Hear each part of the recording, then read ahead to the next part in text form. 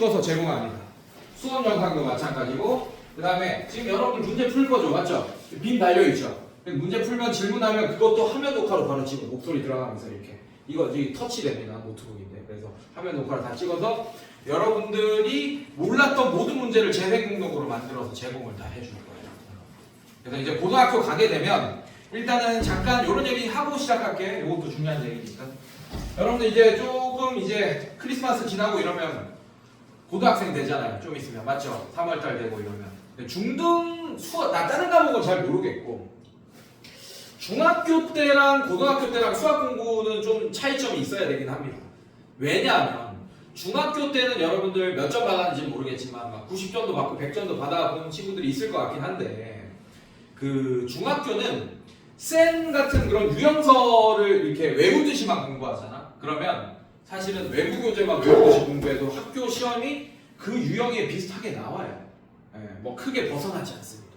그래서 외우듯이 공부해도 학교 시험 90점, 100점 맞을 수 있어. 솔직히 말하면. 뭐 중학교에서 엄청 어려운 학교, 뭐 수지에 뭐 옛날에 뭐 정평중학교, 이연중학교 이런 학교 아니고서는 거의 대부분 쌤 정도만 풀 수 있어도 학교 시험 90점, 100점 나옵니다. 혹시 100점 한 번이라도 맞아본 사람 중학교 때? 없어? 90점 이상 맞아본 사람? 그런 거 거의 다 있죠. 대부분이. 그래서 고등학교 때는 여러분들 깜짝 놀라긴 할 거야. 물론 다행히도 우리가 가는 학교는 성지고 손 들어보세요. 성지고. 성지고. 신갈고 가는 사람 손 들어보세요. 어디 가세요? 초당고. 어쨌든 다행히 여기 주변 신갈고, 성지고, 초당고는 그렇게 학교 내신이 어려운 편은 아닙니다. 옛날에 저기 수지에 뭐 저기 수지고, 풍덕고, 홍천고 막 이런 학교에 비해서는 굉장히 쉬운 편이긴 해. 하지만 그래도 고등학교 수학을 딱 시험 보잖아. 첫 시험이 막 50점도 나오고 막 그럴 수도 있어. 진짜. 왜냐하면 이제 고등학교 수학은 다양성이 너무 증가합니다. 중학교 수학 문제는 아무리 어려운 문제라도 그 문제를 풀기 위한 개념이 한 3개, 4개 정도 많아봤자. 근데 고등 수학의 어려운 문제들은 그 문제를 풀기 위해서 써야 되는 알고 있어야 되는 개념들이 심하면 막 8개 이상 뭐 이렇게 될 수도 있어요. 그러니까 문제를 유형을 외우듯이 풀면 절대 내가 외운 유형이 학교 시험에 나올 수가 없어. 왜냐하면 너무 다양성이 많기 때문에 문제의 조합이 너무 다양하게 만들 수 있기 때문에 특히나 학교 시험 같은 경우는 외부 교재 같은 걸 좀 피하려고 많이 합니다. 그러니까 센에 있는 그런 유형들은 잘 안 내려고 노력을 많이 해요, 선생님들이. 왜냐하면 어떤 특정한 그 외부 교재를 공부하고 내가 시험을 봤는데 잘 볼 수도 있는 상황이 돼. 좀 평등하지 않는 상황이 발생할 수도 있고 하니까 외부 교재를 좀 피하려고 해요. 그럼 어디서 내려고 하냐? 뭐 조금 어려운 문제는 학평, 모의고사, 변형 뭐 이런 것들로 이제 어려운 문제들을 구성해 놓고 나머지는 선생님들이 이제 뭐 조금 만들거나 뭐 이런 식으로 이제 뭐 문제 구성이 형성이 될 텐데 그러면 우리는 어떻게 해야 되냐? 다행히 조금 쉬워서 여러분들이 공부할 때 이제 내신 공부나 수능 공부나 또 따로 이렇게 한다고 생각 말고 한꺼번에 이제 해결을 해야 되는데 그때는 뭐가 중요하냐? 접근법이 중요합니다. 중학교 때는 처음 보는 문제는 우리가 모르는 문제처럼 인식을 했었는데 이제 고등수학을 잘하려면 처음 보는 문제도 해석하면서 풀 수 있어야 돼요. 내가 이 문제는 처음 보지만 이런 뜻이구나 이렇게. 영어 우리 독해할 때 어떻게 해요? 한 문장 끊어가지고 해석하고 막 이런 식으로 막 끊어서 뭐 이렇게 해석 독해했던 거 기억나지 맞지? 그런 것처럼 수학도 끊어서 이 정보가 뭘 의미하는구나 이런 거를 여러분들이 연습을 통해서 요렇게 해석하고 접근하고 그래프도 그리고 이러면서 문제를 풀어야 됩니다. 그래서 오늘부터 12월 끝날 때까지 그런 연습을 좀 시켜줄 거예요. 고등수학을 푸는 연습들. 그러기 위해서 가장 중요한 단원이 공수원에서 이 방부등식인데 자, 잘 봐. 오늘 선생님이 무슨 얘기를 할 거냐면 자, 보세요. 자, 일단 여러분들이 이걸 알고 있는지부터 한번 살펴봅시다. 가장 우선시 돼야 될 게 사실 이겁니다. 여러분들 영어 공부할 때 가장 먼저 하는 게 뭡니까? 지금 여러분들이 뭐부터 해요? 크게 얘기해요. 맞는 것 같아요. 그렇지. 단어 외우지. 맞지? 단어를 외우잖아. 근데 단어를 다 외웠다고 해서 독해가 완벽히 되는 경우가 뭐 있을 수는 있지만 거의 없죠. 여러분 문법도 알아야 되고 뭐도 알아야 되고 그렇잖아. 맞지? 수학도 마찬가지야. 단어를 외우는 작업처럼 해야 될 게 뭐냐면 내가 여러분들한테 방정식이 뭐냐고 물어봤어. 그럼 그 방정식이 뭔지 알려줄 수 있어야 돼. 나한테. 방정식 뭐야? 왜 이렇게 물어보면 뭡니다.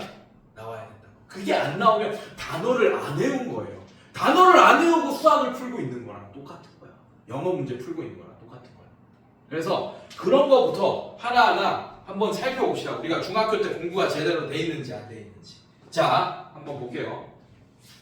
자, 등식. 여러분들 등식의 뜻이 뭐예요? 자변거. 응? 자변거. 그래도 대답을 나 이런 거 너무 좋아해. 틀리더라도 딱 이렇게 대답할 수 있는 이런 용기. 예, 멋있는 거. 자, 등식 뭐예요? 등식. 모르겠습니다. 이것도 멋있어. 등식 뭐예요? 시기. 시기 같은 거? 예. 등식은 진짜 별거 없어. 그냥 이거 뭐예요? 뭐라고 읽어요? 등호. 이것만 있으면 등식이야. 시계 이것만 있으면 등식이야. 그래서 내가 등식의 종류 세 종류 물어볼 거거든. 근데 여기서 등식의 세 종류 중에 아무거나 하나 아는 거 얘기해보세요 했는데 부등식 얘기하면 안 돼. 부등식이랑 등식은 완전 별개의 거예요. 알겠습니까? 부등식은 부등호가 있는 식이 부등식이지. 등식은 뭐라고? 등호가 있는 식이 다 등식입니다. 여러분. 자, 그러면 하나 물어볼게요 이제. 자, 봅시다. 등식의 세 종류 한번 아는 대로 얘기해보세요. 첫 번째. 크게 뭐? 방정식? 나 그거 2번에 쓰려고 했어. 1번. 방정식. 방정식. 좋아. 자, 2번. 방정식. 보통 3번은 잘 안 배웁니다.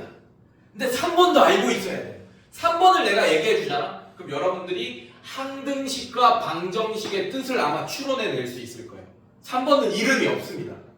얘는 이름이 없어서 얘가 뭔지 설명해야 돼. 얘는 3번은 뭐냐면 항상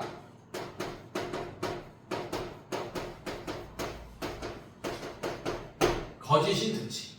예를 들면 이런 애들 구라치잖아. 어떻게 2가 3이야? 맞죠? 항상 거짓인 등식. 자, 그러면 항등식의 뜻은 뭘까요? 이거 반대, 이거 반대. 항상 참인 등식. 수식어를 앞에 붙이면 x값, 미지수 값이 어떤 값이든 간에 항상 참이 되는 등식. 이 바로 항등식의 정의입니다. 그러니까 x에 1을 넣던 100을 넣던 1000을 넣던 루트 3을 넣던 항상 참이 되는 등식. 그래서 얘의 뜻이 뭐라고? 항상 참인 등식이다. 자, 예를 들면 당연히 이런 애겠죠. x 플러스 1은 x 플러스 1. 자, 그래서 이런 항등식의 정의 때문에 나타나는 특징이 좌변과 우변이 같다라는 특징이 있는 거야. 좌변과 우변이 같은 등식이 항등식의 뜻이다. 아니야. 항등식의 뜻은 항상 참인 등식이 뜻이고 그것 때문에 나타나는 특징이 좌변과 우변이 같다는 거예요. 알겠습니까? 저 x에 1을 집어넣던 100을 집어넣던 항상 항등식이 되죠. 참인 등식이 되죠, 여러분들. 맞죠? 이런 애들. 예, 이것도 항등식이에요. 1은 1 이런 것도 항등식입니다. 예, x가 없더라도 이렇게 항등식이 될 수 있어요. 자, 2번의 뜻은 뭡니까? 2번의 뜻. 방정식. 미지수 값에 따라 어떨 때는 참이 되고 어떨 때는 그래. 그게 방정식의 정의야. 미지수 값에 따라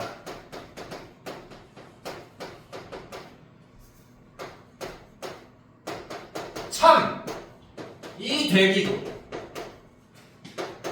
거짓, 시 대기도 하는 등식. 자, 이게 바로 방정식의 정의입니다. 자, 그래서 예를 들면 이런 애들.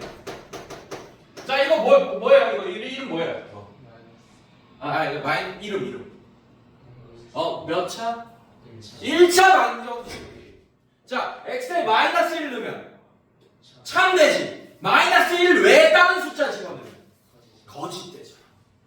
2 집어넣어. 그럼 3은 0 거짓 되잖아. 맞지? 그래서 방정식은 이렇게도 얘기할 수 있어. 어떨 때는 방정식은 항등식이 되기도 하고, 어떨 때는 방정식은 항상 거짓인 등식이 되기도 해. x 값에 따라서.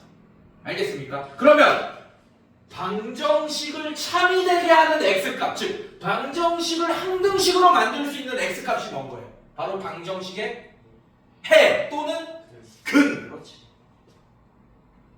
이 개념을 알고 있어요. 이거를 남한테 설명할 수 있어야지 여러분들이 영어로 따지면 단어를 외우고 있는 겁니다. 무슨 말인지 알겠어? 괜찮아? 네. 근데 이거를 이렇게 설명을 못하더라도 어렴풋이 지금 알고 있었던 것 같아. 근데 이제 설명을 할 수 있어요. 네. 자, 요 의미. 자, 그래서 이게 얼마나 중요하냐면, 여러분들 약간 이거는 수학 얘기는 아니야, 여러분들. 자, 세상에 이거랑 비슷하게 흘러가는 물리 현상이 있습니다. 만약에 이 방정식이 없었다면 우리는 이 전기 있잖아, 맞지? 지금 우리가 전기를 뭘로 써요? 핸드폰 쓸 때도 전기가 사용되고, 뭐 모든 게 거의 다 전기로 사용돼서 움직이잖아, 맞지? 네. 근데 만약에 이 방정식이라는 게 없었다면 우리는 전기를 고작 해야 그냥 백열 정도에 그냥 불을 넣는 정도, 좀 뭐 필라멘트 달구는 정도, 이 정도로만 전기를 이용할 수밖에 없었을 거예요. 자, 갑자기 이 얘기를 왜 하냐? 여러분들 도체 뜻 뭐예요? 과학 시간입니다. 이제 도체. 전기가 항상 흐르는 물체. 부도체는 안일부, 전기가 흐르지 않는 물체. 부도체의 대표적인 건 나무 같은 것들 있잖아요. 맞죠? 근데 사실은 세상에 완벽한 도체와 완벽한 부도체는 없습니다. 지금 우리의 그 압력 상황이라든지 아니면 온도 상황이 맞을 때에 도체, 부도체가 있는 거지. 이 나무도 전기를 흐르게 할 수 있어요. 예, 경계 조건을 다르게 주면 압력을 졸라 세게 준다든지 뭐 이렇게 해가지고 아니면 뭐 얘 고체잖아, 맞지? 얘를 온도를 엄청 세게 줘서 얘를 흐물흐물하게 만드는 거야. 근데 그 전에 타버리겠지만, 그러면 이제 이 이온 간의 활동이 증가되면서 전자를 주고받을 수 있는 상태가 만들 수 있다는 거예요. 그럼 얘는 부도체가 아니게 되겠지, 맞지? 자, 어쨌든 좋아요. 그러면 그거는 뭐 과학적인 얘기고, 이 항등식과 비슷한 게 도체겠죠. 항상 전기가 흐르는 물체. 맞습니까? 부도체는 뭐랑 비슷하겠어? 3번. 항상 거짓인 등식이랑 비슷하겠지. 어떤 상황이더라도 전기가 흐르지 않으니까. 이해됐습니까? 자, 그럼 2번이랑 비슷한 게 뭡니까? 우리나라의 주력 사업. 반도체. 그렇지. 반도체. 그래서 반도체를 제어하는 기술이 바로 방정식입니다. 왜냐하면 우리가 핸드폰을 사용할 때 그냥 계속 켜져 있어봐. 그럼 되겠어, 안 되겠어? 안 돼. 내가 이렇게 눌렀을 때 뭔가 작동해야 되잖아, 맞지? 근데 이런 눌렀을 때라는 게 해야 바로 해. 뭐 압력이라든지 센서가 있겠죠. 압력이라든지 아니면 우리 손과 이 핸드폰의 전자기력이라든지 통하는 이런 것들로 핸드폰이 작동되게끔 하는 장치가 바로 핸드폰에 수없이 많은 반도체가 들어가 있을 거 아니야, 맞지? 네. 그게 바로 반도체 핵심 기술입니다. 그래서 방정식으로 제어돼, 반도체가. 그게 방정식이 발달 안 했으면 어떻게 되겠어? 우리는 핸드폰을 이용할 수가 없게 되겠죠. 이해됐어요, 여러분들? 네. 이게 수학적인 얘기는 아니지만 그만큼 이게 중요하다는 거. 그러니까 여러분들이 나중에 회사를 가더라도 요거는 만약 봐봐, 생각을 해봐. 우리나라의 대기업들 다 불러봐요. 아는 거 불러봐요. 삼성, 주력 사업 뭡니까? 이공계 쪽이죠. 전자 이쪽. 맞습니까? 네. 그 다음에 또 불러봐요. LG, 전자. 맞아? 주력 사업들 또 SK, 에너지, 뭐 걔네들도 하이닉스, 반도체. 맞습니까? 네. 또 이공계 쪽이죠. 또 현대, 자동차, 조선. 뭐 이런 것들, 건설 이런 것들 괜찮아? 네, 다 이공계 쪽이잖아. 그래서 엄마 아빠들이 이공계를 가라고 하는 이유가 취업이 쉬워. 그러니까 우리나라의 대기업에 들어갈 확률이 좀 이공계를 가면 좀 그 증가하니까. 근데 문과를 가도 대기업을 못 가는 건 아니긴 합니다. 뭐 근데 인사과라든지 그 인원이 너무 적을 거 아니야. 뭐 행정 처리하고 이런 일을 해야 되니까. 그래서 대부분의 선생님 친구들도 마찬가지예요. 지금 이제 선생님 친구들이 과장, 뭐 차장 이 정도 되는데 대기업 선생님도 대기업 출신이고 현대에서 일을 했었습니다. 자 어쨌든 그 대부분의 학생들이 생각보다 나는 그 졸업하면 뭐 저기 뭐야 대학교까지 졸업하면 나는 수학을 할 일이 없겠다라고 생각을 하지만 저는 회사 다닐 때 수학을 더 많이 했었어요. 왜냐하면 내가 연구 개발하고 이런 것들이 다 이게 바탕이 되니까. 그래서 이거를 정립을 잘하고 있어야 돼요. 그래서 이게 되게 중요한 거야. 자 이렇게 했다. 괜찮아? 근데 이게 어디서 나오냐? 사실 중학교 1학년 때 나옵니다. 이 내용을 똑같이 중학교 1학년들한테 수업을 해야 돼요. 사실은. 근데 여러분들이 문제를 너무 많이 풀다 보니 이 기본을 조금 잊어먹은 거예요. 네, 근데 지금 알겠죠? 괜찮아? 네, 이거 이해됐지? 여러분들? 네, 사실 작년에 알고 있는 걸 내가 끄집어낸 것 뿐이야. 일단은. 자, 이렇게 됐어요. 오케이. 자, 그런데 중학교 때도 2차 방정식이 나오고 공수원 배워봤지? 거기도 뭐가 나왔고 2차 방정식 또 나오죠. 맞죠? 왜 그럴까? 그런 생각 해봤어? 아니 나는 중학교 3학년 때도 2차 방정식을 배웠고 고등학교 1학년 때도 2차 방정식을 배웠는데 왜 또 나올까요? 중요하니까? 왜 그럴까? 왜 그럴까? 어려워서? 네. 하고자 하는 말이 달라서야. 그러니까 중학교 때 2차 방정식은 2차 방정식의 이런 부분을 얘기하고 싶은 거고 공수원에서 2차 방정식은 이런 부분을 얘기하고 싶어. 그래서 달라. 하고 싶은 얘기가 달라. 그래서 중학교 3학년 때 배웠던 거를 바탕으로 공수원에서 무슨 얘기를 하고 싶은지 그 포인트를 잡아야 돼요. 자, 오케이. 중학교 3학년 때 2차 방정식은 이 얘기하는 거예요. 자, 이거 한번 볼게요. 자, 이거 2차 방정식 맞습니까, 선생님들? 맞아요? 자, 이 2차 방정식을 참이되게 하는 x값이 바로 해지, 맞지? 얘를 참인식으로, 항등식으로 바꾸는 x값들을 구하는 가정에 대한 설명을 하는 거예요, 중3 때는. 그 첫 번째 방법이 인수분해. 인수분해가 안 되면 근해 공식 같은 것들.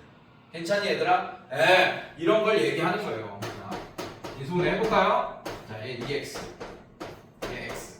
자, 그래서 얘 인수분해하면 x 플러스 1, x 플러스 2는 0이 되면서 두 개의 숫자의 곱이 0이 되려면 얘가 0이거나 얘가 0이거나 둘 다 0이거나 하잖아. 맞습니까, 여러분들? 그래서 해가 뭐가 되냐? x가 마이너스 1 또는 x가 마이너스 2다. 자, 이런 식으로 해를 우리가 구했지, 맞지? 네, 간단하게 중학교 3학년 때는 요 얘기를 하고 싶은 거예요. 물론 인수분해가 안 되는 애는 근해 공식 같은 걸로 얘기를 하겠지만 제곱근해 성질 같은 거. 자, 그런데 공수원, 즉 고등수학에서는 공수원에서는 이 얘기를 똑같은 방정식이라도 이 얘기를 하고자 하는 건 아니야. 그러면 핵심 포인트가 뭐냐, 공수원에서? 자, 이겁니다. 자, 여기다 y는 붙여볼게요. 자, 얘 몇 차 함수예요, 선생님들? 2차 함수지, 맞지? 맞지? 네. 자변에다가 y는 붙였어. 그 다음에 우변에도 y는 붙여. 얘는 뭡니까? 상수함수. y는 1, y는 2, y는 숫자만 있는 애들은 상수함수 맞습니까? 배웠죠? 여러분들 맞지? 상수함수. 그리고 y는 0은 x축을 의미하겠지. 맞아? 네, 그래서 공수원에서 하고 싶은 얘기는 이거예요. 얘 그리면 아래로 올라오면 맞아요. 빨간색 그리면. 괜찮니? 자, x축은 뭐 이렇게 두 점에서 만날 수도 있고 한 점, 그 다음에 안 만날 수도 있는데 얘는 아마 이렇게 만날 거예요. 두 점에. 괜찮아? 네. 그래서 이 공수원에서 하고 싶은 얘기는 이 얘기. 이 방정식의 실근은 두 함수가 실제로 만나는 점의 x좌표와 같다. 그래서 이 방정식은 두 함수의 만남이다라는 얘기를 공수원에서 해주고 싶은 거야. 즉 방정식을 고지고대로 그냥 식으로만 해석하는 게 아니고 이렇게 그래프와 기하학적인 해석을 원하는 거예요, 여러분들한테. 괜찮니, 얘들아? 네. 자, 그러면 이거를 이용해서 요런 부등식도 해석이 가능해. 자, 선생님이 어떻게 했어요? 여기 등호를 뭘로 바꿨어요? 그냥 바로 부등호로 바뀌었지, 맞지? 이것도 두 함수로 해석해야 된다. 그러니까 그래프를 그리지 못하는 학생은 공수원이 어려워지기 시작하는 거야. 그냥 이것만 풀기만 했던 학생들은 어려워진다고. 이 얘기를 하는 거니까. 얘도 마찬가지야. 자, 얘 빨간색 함수. 자, 얘도 뭐야?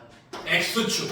자, 그림이 이거랑 똑같아지겠지, 맞지? 그럼 얘는 뭘 원하는 거냐면 이거예요, 사실은. 자, 얘 이렇게 얘기할게. 자, 얘는 뭘 얘기하는 거냐면 빨간색 함수와 노란색 함수가 실제로 만나는 점의 x좌표가 이 방정식의 실근이다라는 얘기는 y좌표도 같아야 돼, 지금. x좌표도 같고. 맞습니까?